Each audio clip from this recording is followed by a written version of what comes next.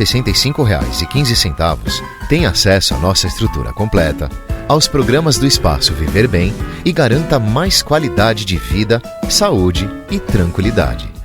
Contrate o plano Univida Flex Coparticipativo e invista no seu maior bem, a sua família. Com a Unimed Campos, você pode contar.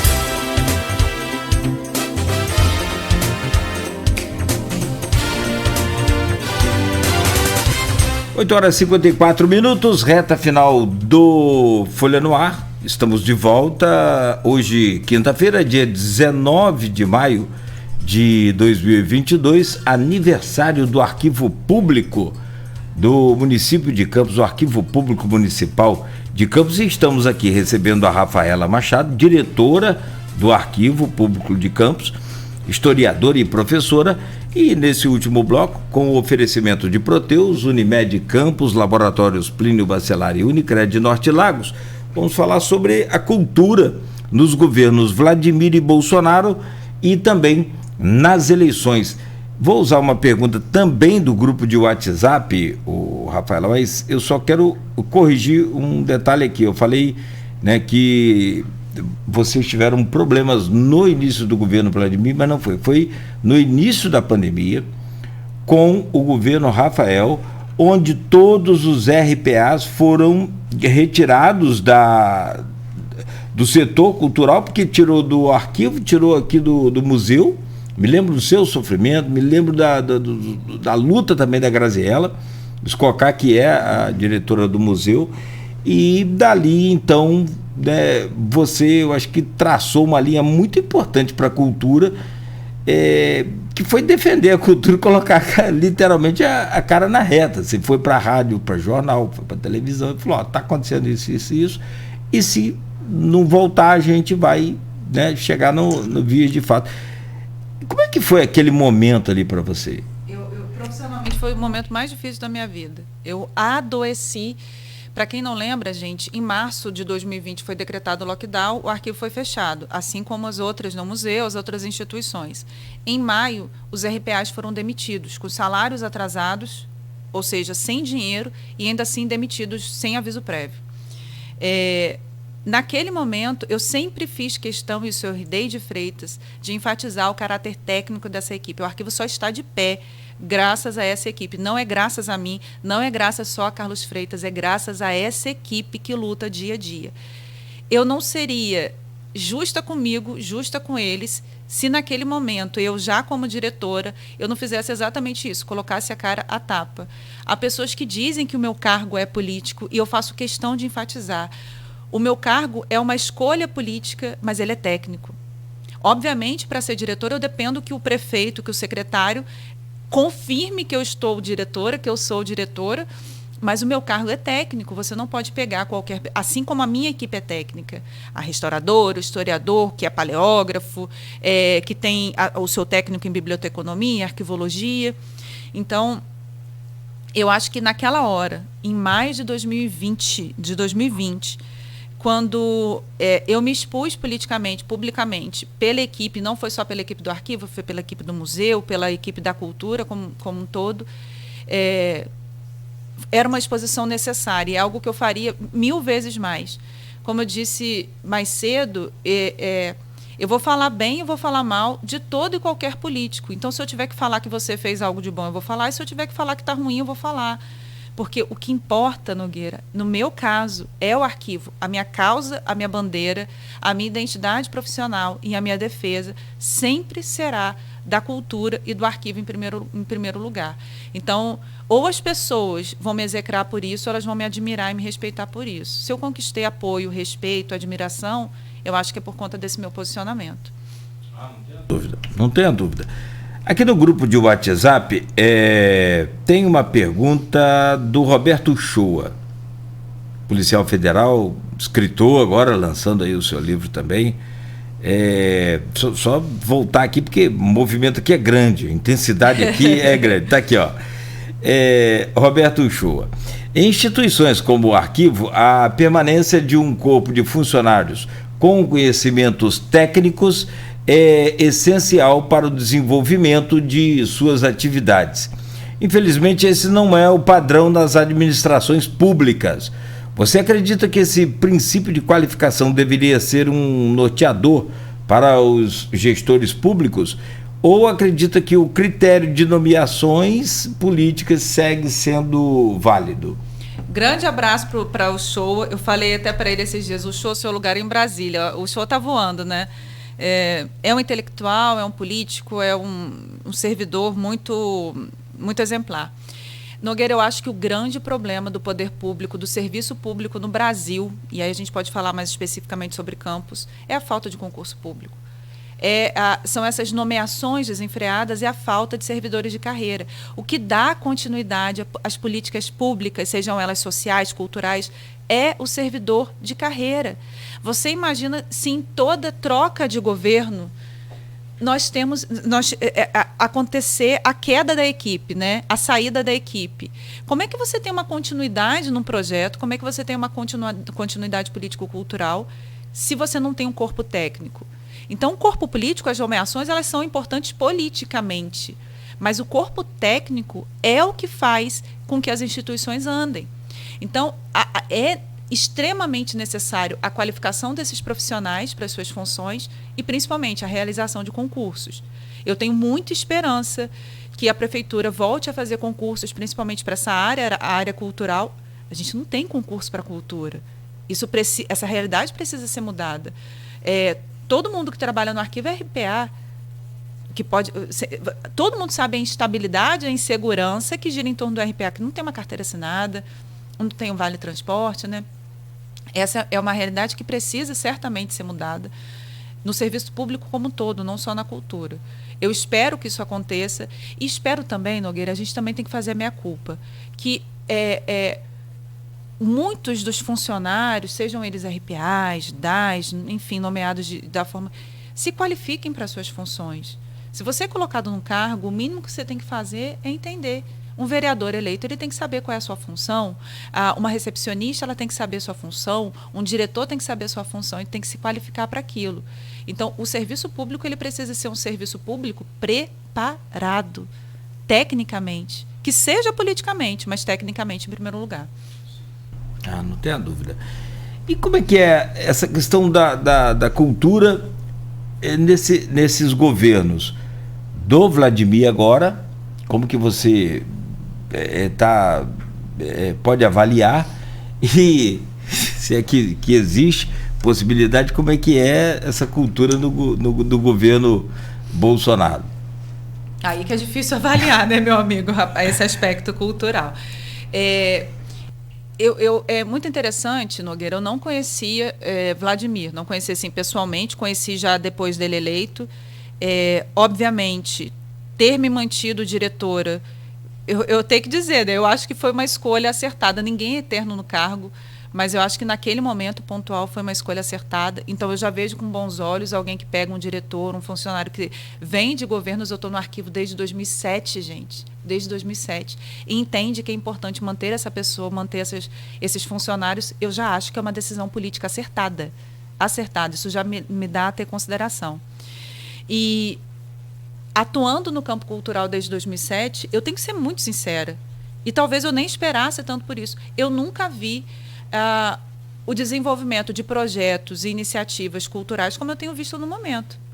A gente nunca viu a cultura sendo tão falada. A gente nunca viu a cultura sendo elemento do jogo político. E isso a gente está vendo na cidade hoje. Graças a nós, agentes culturais, que nos fizemos ser vistos, que fizemos com que os políticos entendessem a importância desse campo cultural para suas carreiras. E eu acho que Vladimir, por ser muito jovem, ele entendeu muito rápido que esse é um setor em expansão, que esse é um nicho político importante, e ele tem demonstrado, pelo menos é o que eu percebo, uma preocupação com o setor cultural. É como eu disse, Defender o arquivo já me conquista, Nogueira. Eu vi a defesa do arquivo, eu vi a defesa do Solar em N situações. E eu sou muito grata. Eu vou sempre ser grata àqueles que defendem o arquivo. E, de novo, pode estar na situação ou oposição. Se ajudou em algum momento, vai receber minha gratidão eterna. Agora, falar sobre a cultura no governo Bolsonaro é muito difícil, né, gente? A gente estava falando sobre o IPHAN que analisa o projeto de restauração do arquivo. O IPHAN sofreu um desmonte gigantesco. Falta recurso, falta verba, falta funcionário para analisar projeto. Então, às vezes, demora, não é por má vontade, porque não tem gente para analisar tudo que chega lá. A cultura regrediu. E, gente, isso é muito sensível. Todo mundo, todos os setores sofreram com a pandemia. Mas vocês imaginem quanto a cultura sofreu? Foi a primeira ponta de corte. A primeira ponta de corte. Os cantores, os artistas, quem vive do artesanato, quem vive da sua arte, essas pessoas sofreram muito. Nós sofremos muito, né? Então, talvez se não fosse a Lei Aldir Blanc, eu acho que muita gente já teria abandonado e deixado a carreira. As pessoas falam muito, por exemplo, sobre a Lei Rouanet. A Lei Rouanet, ela certamente tinha alguns problemas, eu sou crítica com relação à Lei Rouanet em alguns aspectos passados, mas a reformulação da Lei Rouanet impede o desenvolvimento de muitos projetos. Por exemplo, teoricamente a Lei Rouanet pode aportar por vez 1 milhão. 1 milhão resolveria a restauração do arquivo, Nogueira, que está previsto em 20 milhões?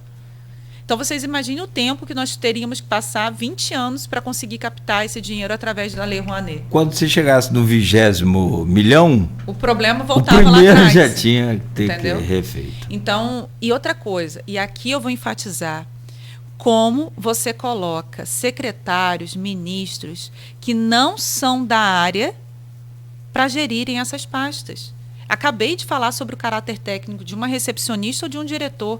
Se você tem um secretário que não é minimamente preparado para desenvolver aquela função, e outra coisa, agente político tem que ser dado ao diálogo, não ao embate.